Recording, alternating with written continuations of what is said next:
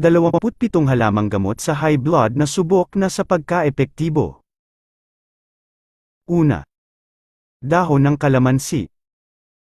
Nakakababa ang high blood kung iinom ng pinaglagaan ng dahon ng kalamansi. Pangalawa. Dahon ng tawa-tawa. Nakakapagpababa ng presyon ng dugo ang pag-inom sa pinaglagaan ng sariwang dahon ng tawa-tawa. Pangatlo. Tangkay at dahon ng paragis. Mabisang pampahupa ng pagtaas ng presyon ng dugo ang pag-inom sa pinaglagaan ng dahon at tangkay ng paragis. Pang-apat. Dahon ng comfrey. Nakakapagpababa ng presyon ng dugo ang pag-inom sa pinaglagaan ng dahon ng comfrey.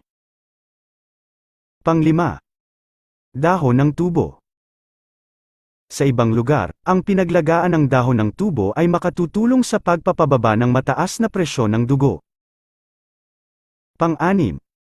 Dahon ng akasya. Ang pinagbabara ng dahon ng akasya ay maaaring makatulong sa pagpapababa ng mataas na presyon ng dugo. Pang-pito. Dahon ng malatungaw. Ang usbong na dahon ng halaman ay dapat ring kainin para mapababa ang presyon ng dugo.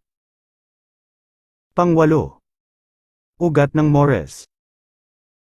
Mainam na pampababa ng mataas na presyon ng dugo ang regular na pag-inom sa pinaglagaan ng ugat ng mores. Pang-siyam. Dahon ng kaimito. Makatutulong naman ang pag-inom sa pinaglagaan ng dahon ng kaimito para sa kondisyon ng alta presyon. Pang-sampu. Dahon ng rimes. Iniinom naman ang pinaglagaan ng dahon ng rimes upang makontrol ang presyon ng dugo. Pang-11. Dahon at bunga ng bignay. Nakakapagpababa din ng mataas na presyon ng dugo ang pag-inom sa pinaglagaan ng dahon at bunga ng bignay.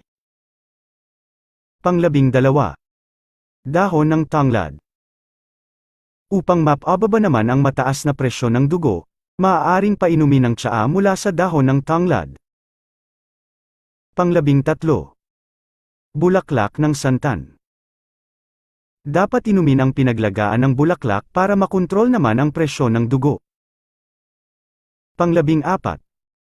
Balat ng patatas. Ang pagtaas ng presyon ng dugo ay maaaring maisaayos ng pag-inom sa tsaa na nagmula sa balat ng patatas. Pang-15. Bulaklak ng manzanilla. Maaari namang inumin ang pinaglagaan ng bulaklak ng manzanilla upang mapababa ang presyon ng dugo. Pang-16. Buto ng malunggay. Ginagamit din na pampababa sa presyon ng dugo ang pagkain sa buto ng malunggay. Pang-17. Dahon at tangkay ng kinchay. Maaaring makababa din ng presyon ng dugo ang pagkain ng dahon at mga tangkay ng kinchay. Pang-18. Dahon ng katakataka. Mabisang nakapagpapababa ng presyon ng dugo ang pag-inom sa katas ng halamang katakataka. Pang-19. Dahon ng kamansi. Nakakapagpababa ng presyon ng dugo ang pag-inom sa pinaglagaan ng dahon ng kamansi. Pang-20. Chocolate na gawa sa kakao. Ang mga flavonoids na nakukuha mula sa dark chocolate na gawa sa kakao ay mahusay na pampababa ng presyon ng dugo. Pang-21. Dahon ng aratiles. May epekto ring pampababa ng presyon ng dugo ang katas ng dahon ng aratiles. Pang-22. Langis na mula sa citronella. Ang langis ng citronella ay epektibo din sa pagpapababa ng mataas na presyon ng dugo. Pang-23. Cloves ng bawang. Kilalang mahusay na paggamot sa sakit na alta presyon ang bawang. Kadalasan, pinapanguya o sinisipsip ang hilaw na bawang upang mapabagsak ang mataas na presyon ng dugo. Ang pag-inom ng pinaglagaan ng bawang ay mahusay din sa pagpapababa ng presyon ng dugo. Pang-24. Dahon ng banaba. May ilang naniniwala din na nakakababa ng presyo ng dugo ang pag-inom ng pinaglagaan ng dahon ng banaba. Pang-25. Dahon ng alugbati. Maaaring ipainom ang pinaglagaan ng dahon ng alugbati sa taong dumaranas ng pagtaas ng presyo ng dugo. Pang-26. Dahon ng Acapulco.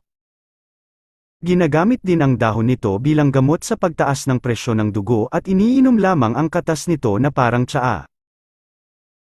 Pang-27. Dahon at buto ng avocado. Ang mga katas ng dahon at buto ng avocado ay maaring inumin upang pabagsakin ang mataas na presyon ng dugo.